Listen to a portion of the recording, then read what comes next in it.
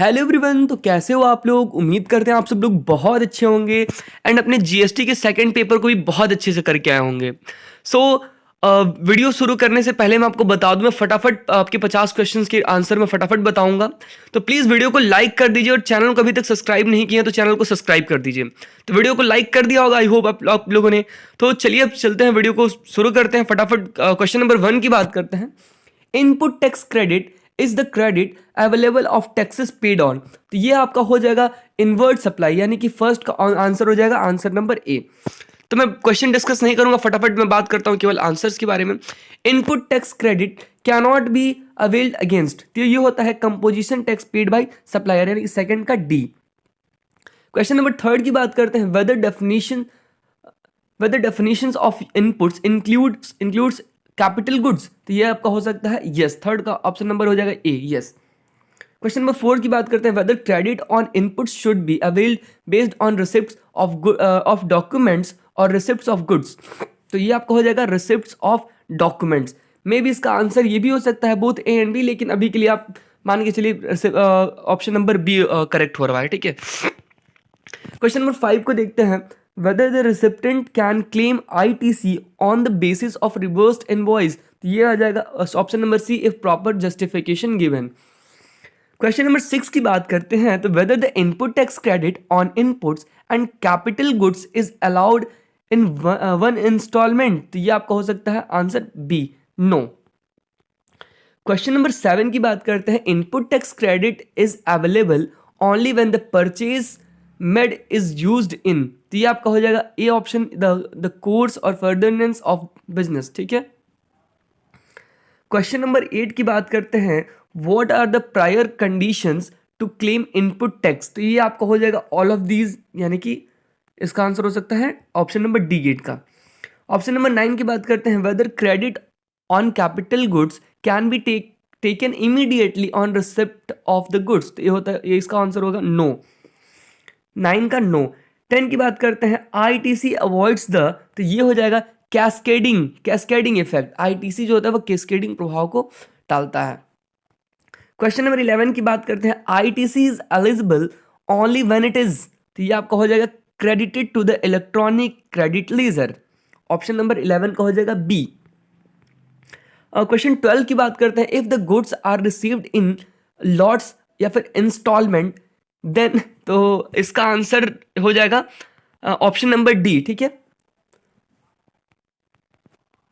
Question number 13 की बात करते हैं। Can the recipient avail the input tax credit for the part payment of the amount to the supplier within 180 days, तो इसका हो जाएगा सी, ऑप्शन 13 का सी, यस। बट यहाँ पे थोड़ा सा मुझे डाउट लग रहा था ए और सी में, तो आप लोग देख लीजिएगा, ठीक है।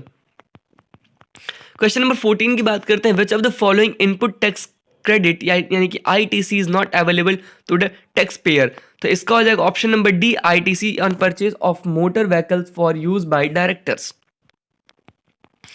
अब बात करते हैं क्वेश्चन नंबर 15 के बारे में।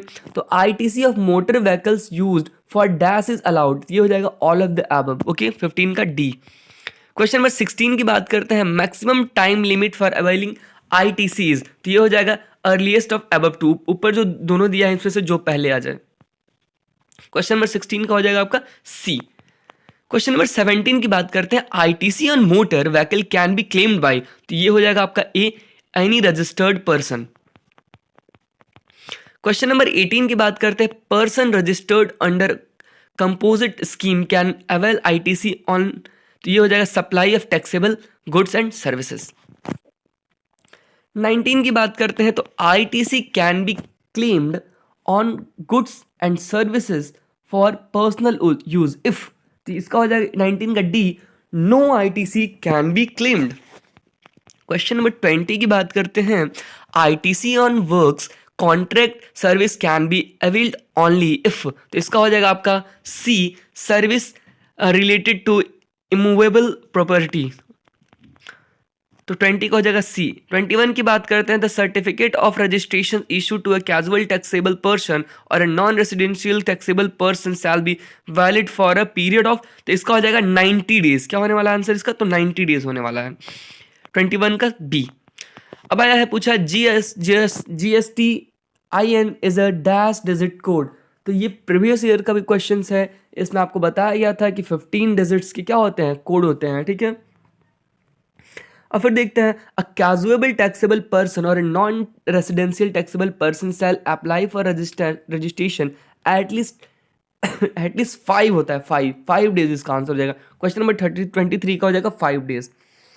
क्वेश्चन नंबर 24 देखते हैं, GST registration is not compulsory in the case of, तो ये हो जाएगा person dealing in exempt goods alone. Question number 25 को देखते हैं, इन specified categories state GST registration in mandatory if the aggregate turnover in a financial year exceeds. तो देखो इसका आंसर होने वाला है वो होगा 20 लाख, यानी कि 25 का हो जाएगा ए, ठीक है। जीएसटी क्वेश्चन नंबर 26 को देखते हैं, GST registration is mandatory if the aggregate turnover in a financial year exceeded. तो देखो इसका है ना, इसका आंसर है 40 लाख, लेकिन यहाँ कोई 40 लाख ऑप्शन दिया नहीं है, तो मैं 50 लाख को मान के चलता हूँ, 50 लाख आंसर हो सकता है, ठीक है। क्वेश्चन नंबर 27 की बात करते हैं, e commerce operator should submit return of ITC, तो इसका होता है मंथली, ठीक है, 27 का ए। क्वेश्चन नंबर 28 की बात करते हैं, TDS is not allowed in the case of, तो इसका होता है अ डिपार्टमेंट और अ स्टेट गवर्नमेंट, ओके, 28 का ए। क्वेश्चन नंबर 29 की बात करते हैं, registration form for tax deductors under GST, इसका हो जाएगा जीएसटी रजिस्टर्ड 01, ठीक है। क्वेश्चन नंबर 30 की बात करते हैं, tax deductors should pay the amount of TDS deducted to the government within तो ये आपको हो जाएगा ऑप्शन 30 का A, 10 days of next month. Question number 31 की बात करते हैं, TDS provision is applicable only when the total value of supply under a contract exceeds, तो इसका हो जाएगा option number D, 2,50,000 rupees. Question number 32 की बात करते हैं, the eligible input tax will be automatically credited to the, तो इसका हो जाएगा इलेक्ट्रॉनिक क्रेडिट लेजर, यानी कि 32 का option number A. Question number 33 देखते हैं, electronic liability ledger should be maintain in, तो ये आपका ऑप्शन होने वाला है इसका D, GST PMT 01। Question number 34 की बात करते हैं, electronic credit ledger should be maintained in, तो इसका हो जाएगा option number B, GST PMT 02। अब बात करते हैं, electronic cash ledger should be maintained in, तो ये आपका हो जाएगा जीएसटी पीएमटी 01 और इसका ऑप्शन नंबर हो जाएगा सी। क्वेश्चन नंबर 36 की बात करते हैं, GST tax payment of over should be made only through banking channels only, तो इसका हो जाएगा ऑप्शन 10,000 रुपीज, यानी कि 36 का ऑप्शन हो रहा है बी। 37 की बात करते हैं, the time limit to file credit notes is earlier of annual return filing date, और तो इसका हो जाए, बहुत सारे बच्चे 31 मार्च करके आए होंगे, लेकिन इसका करेक्ट और अप्रोप्रिएट आंसर होगा वो होगा 30 सितंबर। When the amount payable increase due to extra delivery of goods or high rate to be charged, the seller should issue dash to the purchaser, तो इसका होता है क्रेडिट नोट। क्रेडिट नोट क्या करता है, वो इशू करता है।